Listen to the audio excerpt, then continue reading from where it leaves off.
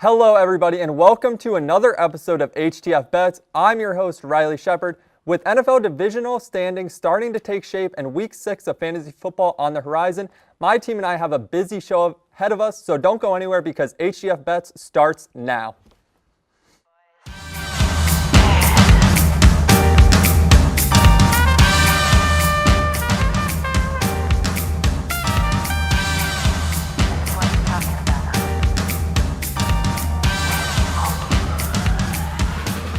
Welcome back, everybody. Riley Shepard joined alongside my usual partner in crime, Luca Costa, and with Jeff Laux up in Cleveland to see his Browns take on the Patriots. Lose to the Patriots this Sunday. Doug Smethurst is in the co-host seat. Doug, how are you doing today? Oh, I'm doing great. I'm honored to be back in this seat again. I'm just happy. Well, we're happy to have you here, and we're happy to have our two first-time guests on today's show, with the first being Ron Perretti over at the green screen joining us for Beast Best Bust. Ron, as a first-time guest, I gotta say, you look great in that suit. Now, our Knights are taking on Temple today in the Bounce House. The spread is currently set at 23.5 against the 2-3 Owls. Are we gonna cover today? Thank you guys for having me on the show. First time on bets, so I'm pretty excited. I think we will cover today. Temple's offense is really one of the worst in college football. So in our defense that showed up, I think we cover easily Knights by 30. Now, they do have Knights by 30. Ooh, that's a lot. Knights by 30. Well, we do have to go into our Beast Best Bust. I'm actually gonna start today because I want to talk basketball. Preseason basketball is starting to wrap up. A lot of teams only have one preseason game left before the NBA season kicks off on October 18th. And my beast is the New Orleans Pelicans front office. Now, this is going to be one of the most interesting teams going to the NBA season this year. And Ron, I actually want to ask you, what is the Pelicans ceiling? I think their ceiling can be a high seed in the regular season. I mean, we got the Suns who might be taking a step back. We got the Warriors that have a lot of controversy going on right now. You know, we got Mavericks who were one of those that took a step back. So I think they'll be a top 4 seed in the West. I don't quite think they'll get to 50 games. But I think with Zion coming back, CJ running point guard, Ingram still being him and making shots, they got a decent defense. That's one spot that they could fix. But for them, I think they can be a high top 4 seed. And that's what I'm saying. I think Zion is really, we saw just how dominant he can be. He can be a revolutionary player in the NBA for the next decade plus. With CJ McCollum, them acquiring him at the trade deadline last season, this team did make the play, and they got bounced in the first round by the Suns, but they actually took them to 6 games. People forget the Pelicans started last season 1-12, and then they got to like 3-16. But then once they acquired CJ, they finished 36-46, I believe, somewhere in that range. I really think they could be a high, like you said, high 40-win team. I'm going to say 5 or 6 seed. What do you guys think? I'm going to go first just because I'm not going to lie. I low-key think they could break 50 wins only because the West is low-key so weak. You're right. But like he said, you know, you have the Suns who are gonna. I personally think the Suns. This is the year the Suns step back. You know, DeAndre Ayton has not talked to his head coach since they lost. He has not talked to him the entire summer. There's controversy on that team. Like he said, the Warriors are in controversy, but that doesn't mean anything. You know, they can still come out and ball out. Their main contenders are going to be the Grizzlies, and honestly, like you said, the Mavericks, only because they have Luka. But other than that, who else is really competing in the West? The Jazz lost Donovan Mitchell over the offseason. They're not the same team they used to be. What about the Clippers? And the Clippers also are going to be a contender. Yeah. So I say Grizzlies and Clippers over them, and then maybe the Warriors. But I think they can break 50 wins just because the West is kind of. Doug? Do you think they make it to the second round? I think they do. I put them in the range of a 4 to 6 seed. They're going to be a real surprising team in this Western Conference. But you said Clippers are going to be contenders. I don't think so. They're going to choke like they always do. And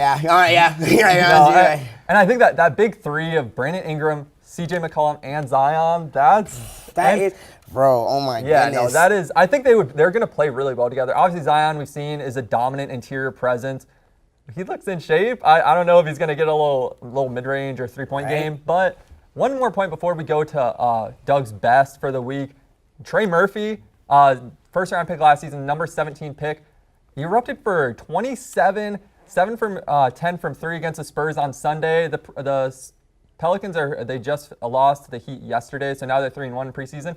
But if somebody like that, Trey Murphy, comes off the bench, the Pelicans are going to be really, really good this year. I think they're going to be fun to watch. But Doug, who is your best from this week? I'm taking it back to football. Now, the best is someone who is expected to play well and just plays amazing. And that's, when in doubt, Josh Allen. Yep. That's who is my best this week. What can we Listen, in the first half of this game, he threw for over 300 yards and 4 touchdowns. He was picking apart the Steelers' defense. Yes, that helped because they have Kenny Pickett. The Steelers can't move the ball. They can't move the ball at all. Still picked him up from Malik Willis, but. And listen, Allen completed 20 of 31 passing attempts for 424 yards and 4 touchdowns this game. He also added 42 yards on 5 carries, and he didn't even play in the fourth quarter. Yeah. Wait, and also I was gonna say, can we mention 31 passing attempts? If you really think about it, I feel like that's not that many. No, and No, like especially not for the Bills, who's a pass first. They pass 45 times a game. Only 31 attempts is crazy, you know. And like you said, like he leads the league in passing yards, passing touchdowns, and completions of over 40 yards when sitting 2 quarters so far this season. Right. Yeah, he has this offense just humming. Like they had that one off game against the Dolphins, but this offense is no joke. Ron, what do you think? Ron, really quick, Gabe Davis. Gabe 2 Davis, touchdowns on Sunday. He's looked great. Just touching back on Josh Allen. As soon as we think the Bills are going to not be great after their shaky game against the Dolphins and their first half against the Ravens, they look unbeatable again. And going to Gabe Davis, I mean, he ever since the playoffs last year against my Patriots, the Chiefs, he can be the number 1 option on the team. He has been elite for a receiver. Bro, he showed know Fitzpatrick. What the word elite he means. showed Fitzpatrick that he's him. He took the ball like a little baby from him. He scored a touchdown, 2 touchdowns yesterday. We were having this talk before the show, right before the show. We have to talk about it. Is Gabe Davis, can he be a number 1 receiver on a team? Okay, that he can be, yes, but he's not elite. That's my question. So Not Can yet. he be Not elite? yet. No, He as of- can be. Okay, yeah, but we're He talking can about, be okay, elite. but He wait, can- but what did he just say? He said as of since the Chiefs game, he's elite, right? That's wrong. Elite, elite, a select group that is superior in terms of ability or qualities to the rest of the group or society. Gabe Davis is not even a top 10 receiver right now. I'm sorry. No, he's not. He's not. So he's not elite. Oh, okay. That's all I got to say. And he also had 2 games where he did absolutely nothing this year. He had a game 3 catches for 30 yards and 1 catch for 8 yards. I will say he has a high ceiling for sure. Yes, I and know especially he in does. this offense. Yes. What is Ron? What is Gabe Davis' ceiling in the NFL? Can he be the number 1 receiver on a team like the Bills? Maybe not on the Bills because they still got Stephon Diggs, Yep. and I don't think he can be better than Stephon Diggs. But he can be a number 1 option on another team, an elite on another team. Now Would you going wanna see? back to the games that he had against Miami, he played, but he really was hurt still from the ankle injury that he suffered against. I'm not sure who they played in the second week, but he got hurt game 2 of the season, which that might be the 3-catch game that you're referring to.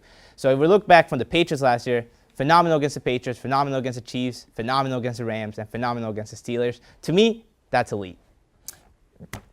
Okay, that's all I got to say.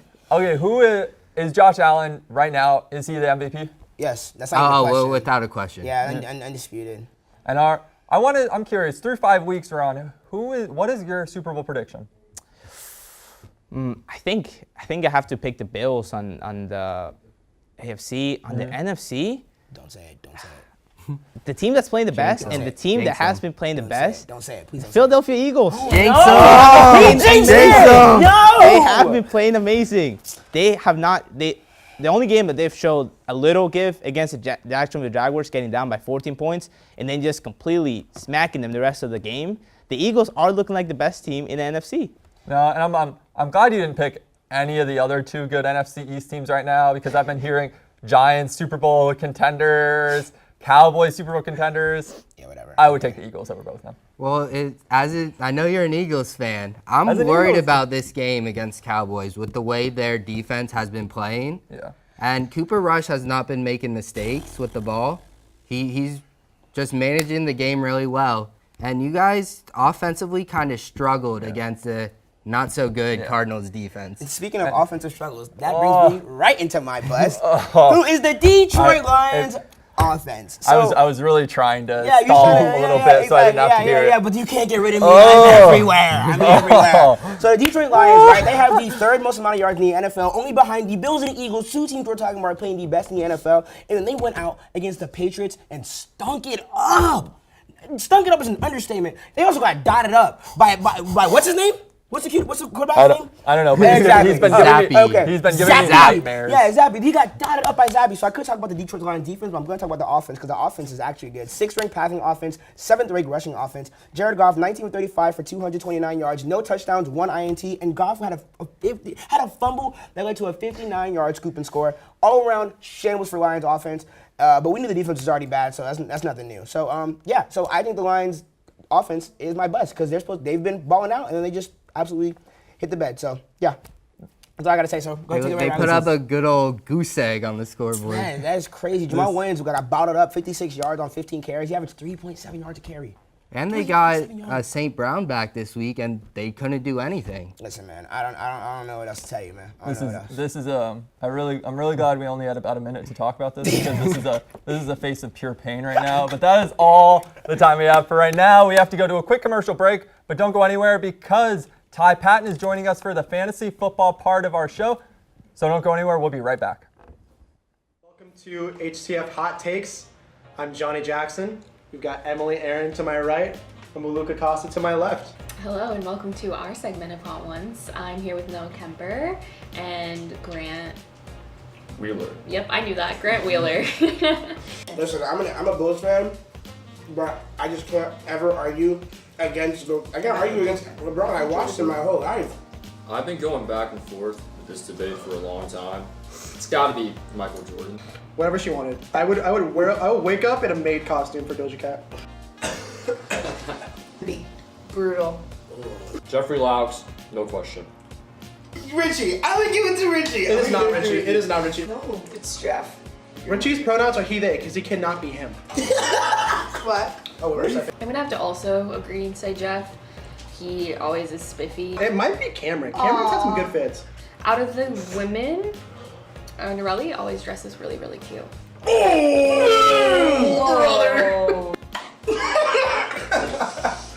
that went so awful. It's basketball. College football, I think, is the best sport to watch. If you don't like soccer, it's because you suck at it. I think college football is the best. Thanks for watching. Welcome back to Fantasy Football Time on HTF Bets, and joining us for the best part of the show is Ty Paton. Ty, how are your fantasy teams doing this year? I'm actually 4-1 in my fantasy team this year. Good. I'm doing pretty darn good. That's good.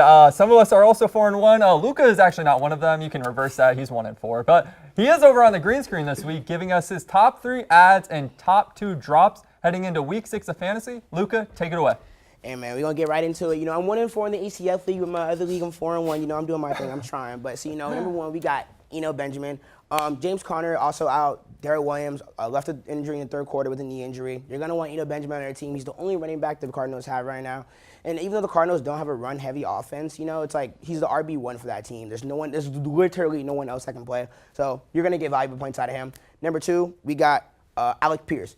That boy balled out his first 2 games. He was the only person other than Michael Pittman doing his thing on the field. You know what I'm saying? He's shown himself to be one of Matt Ryan's favorite targets. I think he had 6 receptions in his first game. He has at least 6 receptions in the 2 games that he played. And he's shown himself as a good short option route. When Matt Ryan's in the end of his career, he's not gonna go throw that deep ball long. So definitely pick up Alec Pierce for your squad. Number 3, we got my boy Kenneth Walker. Kenneth Walker, Rashad Penny's sadly out with the fibula injury, out for the season. Kenneth Walker is next up. You could go DJ Dallas as well, but DJ Dallas has only had, I think he has 4 attempts in the games he's played, 2 games he's played, while Kenneth Walker has much more. He has, I want to say 10. I want to say he has 10 attempts, and he has at least 50 yards. So I would definitely go for Kenneth Walker if I were you, for sure. And those are my ads for the week. Now, my drops. I know this is going to hurt, Mason, I'm sorry, but, we got Chase Edmonds. It just looks like the Dolphins have really just migrated towards Raheem Mostert, and also Raheem Mostert has just put up better numbers this season so far, And Chase Edmonds' numbers, has literally just only declined. He went from 15 attempts in his first game to 10 in his second one to 5 in the last 2 games, and then 1 attempt last week. So, it's just Chase Edmonds is just not the boy. And then last but not least, we got Khalil Herbert. David Montgomery's back, so the Bears are not going to play Khalil Herbert like that anymore. Obviously, Monty is a very injury-prone player. So, if you're one to, willing to take risk, I would not be opposed to you keeping him simply because of the fact that Monty could get hurt. But it looks for the foreseeable future that David Montgomery will be the RB1 in Chicago. And Chicago's offense sucks. So, I'm not going to lie to you. I don't even know why you have a Chicago Bears player on your team. So, yeah. So, those are my 3 ads, my 2 drops of the week. My boys, what are y'all going to argue with me about? Because I already know y'all going to disagree with me. It's okay. Let's go. I'm ready. Well, so I'd like to start by saying this chair feels really nice. Maybe they should get somebody that actually knows about football to come sit over here, Luca. I'm really liking this spot over here. He's coming with the heat right off the bat. Okay. What you got for me, Ty? Okay, so I like what you're throwing here, but you're not catching it. All 3 of those players put up under 15 points, and if I need somebody who's on bye, for instance, Derrick Henry and Josh Jacobs are both on bye this week, they're not going to fill those shoes. Otherwise, they're going to end up. Your team's going to end up being 1-4 like Luca's. Oh. So I mean, Amen. I am looking heavily at some guys that you wouldn't expect, especially Broncos running backs right now. Melvin Gordon and Mike Boone are taking split back snaps, and both of them are putting up very, very nice numbers. I expect very good numbers from them going forward. Listen, we talked Mike Boone last week, so I'm not going to come over here and ride somebody else's ads, so I'm not going to say Mike Boone. And Jamal Williams I'm not going to lie, he should already be rostered on your fantasy team. Let's be real. And Jamal Williams just got injured. So, what are we talking about? So, I don't know football, but I know what we talked about last week, and I know who's playing and not playing. Come on, my G. Come on, guy. Then, you should know that you should be starting Justin Jackson if there's no Jamal Williams, because he's going to be the new touchdown guy over there. Hey, I'm not going to lie to you. I did not know Justin Jackson was even on the Broncos. I thought he was still in the Broncos? You just said Jamal Williams. You just said Broncos. Jamal Williams is a Lion. Are you talking about Javonte Williams? Oh, yeah. Whoa! Javonte, you right. Ooh, that was bad. Hey, listen, it's okay. We're going to slide right past that. But listen, bro, we talked about Mike Boone, so I'm not going to talk about Mike Boone because, like I said, someone already did his thing. And, bro, Benjamin, he's RB. Obviously, he didn't put up 15 points because there was other running backs starting before him. Now he's RB1 in his system.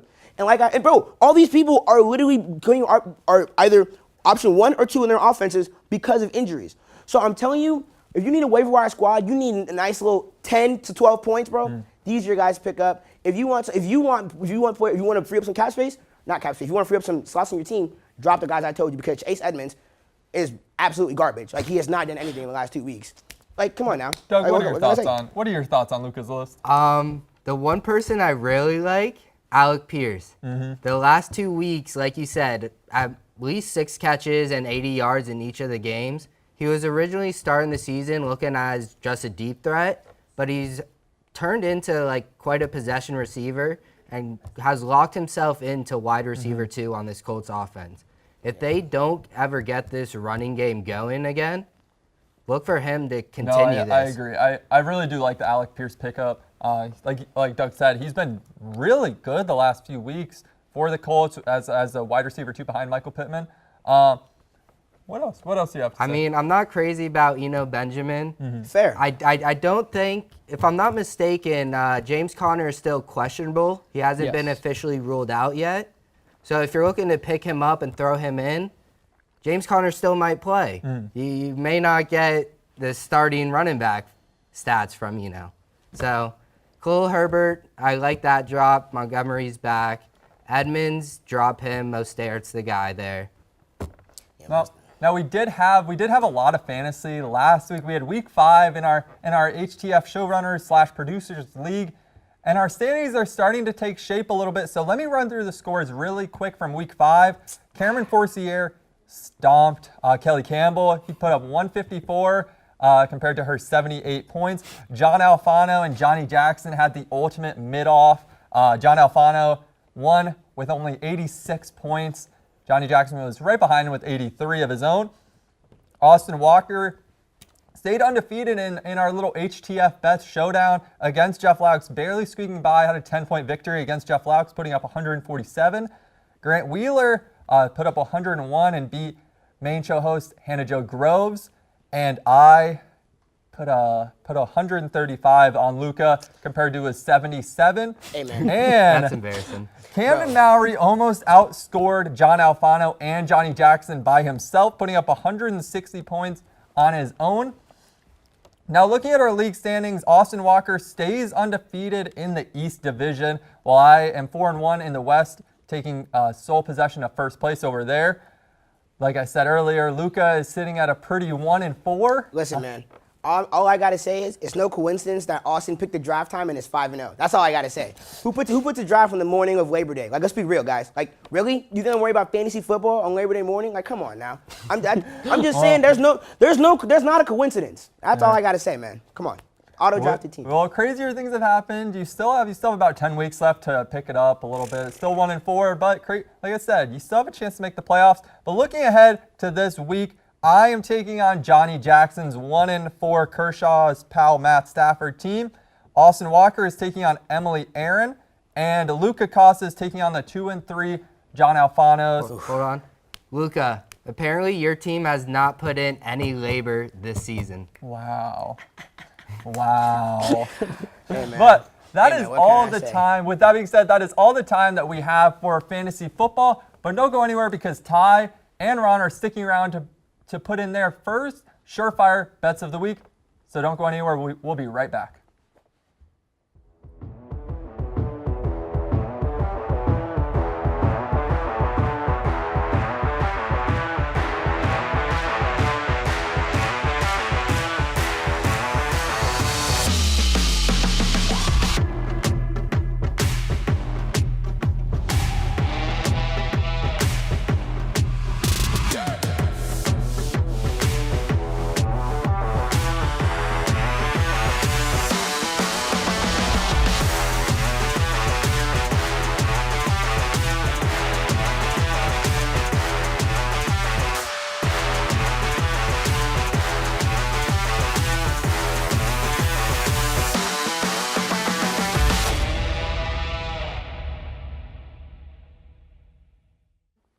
Welcome back. Our guests stayed with us for Surefire Bets of the Week for their first ever. So I'm going to toss to them right away. Ron, what is your Surefire Bet of the Week? Listen, I know we got Jeff down in Cleveland to watch the Patriots against the Browns. And I'm sorry, he's going to have to see a loss. Because the Patriots line that we're getting 3 points is now down a little bit at 2.5. But they're going to cover. I mean, Belichick against Brissett, it's the easiest matchup of the week. First of all, Belichick is 7-3 against his old former quarterbacks that have been Bledsoe, Garoppolo, Brady. He's not losing to Brissett. Our defense, after the Lions' performance, looks great, and I promise you the Patriots will not lose this game. They can't. They just can't. And the Browns just haven't been playing good. They're 2-3. So easiest matchup of the week for me is the Patriots. Go ahead, Ty. Go ahead, Ty. Nice. And I am looking at the Vikings, favored 3.5 at Miami Dolphins this week. Oh, Cameron's going to that game too, by the way. Cameron's going to be there. Said Cameron's going to be there? Yep. Yeah, Cameron's going to get a loss. He knows. Ever since Tua went out, that Miami defense has just been gone. It just has not been there, at least not the same as it was for the first 3 weeks when they went undefeated. Now it's a shiver of itself, and Jay Jettas and Adam Thielen are too nasty of a combo. I just see the Vikings maybe not running the drain on them, but you know what I mean. Hey, yo. Nah, Cameron's a Vikings But fan now. I do think they cover. I think Vikings cover the 3.5. I think it's an easy win for the Minnesota Vikings. Yeah. Doug, what is your Surefire Bet of the Week? So I'm going to stick with the Bills. The Bills are playing at Kansas City. The Bills are 3-1-1 against this. Game. This is the game of the week. That's a crazy surefire pick. That's a great game. The Bills are 3-1-1 against the spread. They're an absolute wagon this year. And the Bills are on a revenge tour. Last year, it was around this time last year when they went into Kansas City and beat them 38-20 in Kansas City. Now they're doing it again with this revenge tour. We all remember what happened in the playoffs. And the Bills haven't forgotten either. Yep. And listen, the Bills rank first in total yards, averaging 440 a game, passing yards 324, and they're second in points per game. And they're versing a very suspect Chiefs defense that give up 25 points per game. They rank 24th in passing yards and rank 14th in total yards per game. They should have a field day. Josh Allen has his offense absolute humming. Bills are going to cover -2. It might have actually dropped to -1 now. It might be a pick 'em. So just put your money on the Bills, and you will profit. Yeah. Now, Ron had mentioned him earlier, and you had just mentioned the Steelers. So I'm going to go with the Tampa Bay Buccaneers traveling to Pittsburgh to take on the Steelers. The Buccaneers are favored by 8.5, and we just saw the Steelers get absolutely embarrassed 38-3 against the Bills. I think they're going to get embarrassed again, but the Buccaneers, they're coming off a questionable, to say the least, roughing the passer penalty against the Atlanta Falcons. Do we really expect anything else? It's No. Tom Brady we're talking about. Breathe on after him, it's a penalty. No, but I'm not. Who knows if the Falcons actually could have won that game towards the end. They did rattle off 15 unanswered, but I just want to say I've been really, really impressed with Tom Brady. I know we've been saying that for 22 years now, but he just keeps finding unlikely targets. This past weekend, it was tight end Cade Otton, rookie tight end Cade Otton, who had 6 catches for 43 yards, stepping up in Cameron Brate's absence. They're favored by 8.5. I think that's a surefire thing. I'm coming off 3 straight surefire losses. So I was going with the easiest pick this week, and I really hope the Buccaneers cover. Go ahead, Luca. So this is the guy you need to listen to. I'm 3-1. I only have 1 loss on this surefire thing, so I'm not gonna lie. Take that how you will. We got this week with the Cards at Seahawks Sunday 4:05, which I honestly think is a very much a sleeper game. Last week, the Seahawks and NOLA was a crazy game. Tyler Lockett showed that he's not like Russell Wilson. Yep. He's not a one-trick pony. Like, he is the boy, regardless. So the over-under is at 51-3. Oh my God, Cardinals are favored at -3. Mm-hmm. I am honestly gonna take. I'm gonna take them to cover. I lied. No. I'm going with the Seahawks. I'm going with the Seahawks, and I'm taking the over at 51. Tyler Lockett exploded last week against the Saints, and the Saints have a way better secondary than the Cardinals. Geno Smith, he's been airing the ball out to DK and Tyler Lockett all season long. 9 touchdowns and 2 interceptions through 5 games this season, and Geno Smith has been showing that he really is the boy. So I feel like the Cardinals are averaging 21 points a game. Seahawks are averaging 25. Both teams are 2-3 records, and they need to pick up wins. They need wins. So I just feel like this game, I'm definitely taking the over, and I am actually going to take the Seahawks cover the spread. Guys, Ron and Ty, whose pick do you agree with the most? Be real. Let's be for real. Personally, it's the Bills. Has to be the Bills. After they lost, go. we all know, 13 seconds on the clock. They didn't know how to play defense. Let them get a field goal. Lost the game. The Bills have looked unstoppable this year, and I think they're going to go into Kansas City and just win. The game is at Kansas City, correct? Yes. Yes, they're going to go into Kansas City, again, win. This is a big game for the Bills, for home advantage. I know you're going to agree with me, because I just want you to flash the suit really quick. If you can't tell by the Buccaneers logo, yes, sir. This suit's only coming out when the Bucs are winning. Yes, sir. Which is every week, so catch me in it often. Now, first place in the NFC South now with that win against the Falcons, which I don't know how impressive a win against the Falcons is, especially when you barely squeaked by. But I just really wanted everybody to see Ty's suit, because that might be one of the coolest suits I've ever seen. But I'm not gonna. I feel like we're kind of talking about how listen. My only thing, I think the Bills will win. I feel like it's very possible the Bills win. But I think just to wrap it up. I think quickly the Bills could mess up on defense. Clyde Edwards-Helaire is explosive. He's so good, and the Bills suck at run defense. They got run over all over by Derrick Henry last year. So that's all I gotta say. But I do think the Bills will cover the spread. But I think it's very possible the Chiefs surprise us in this one. The Bills' defense, they're top 5 against the run this season. Year. All right, we're gonna see. And the Chiefs don't run the ball that well, so I doubt it. Yeah. Well, with that being said, that is all the time we have for today. For Ron Perretti, for Ty Paton, for Doug Smethurst, and for Luca Costa, I'm Riley Shepard, and we will see you all next week.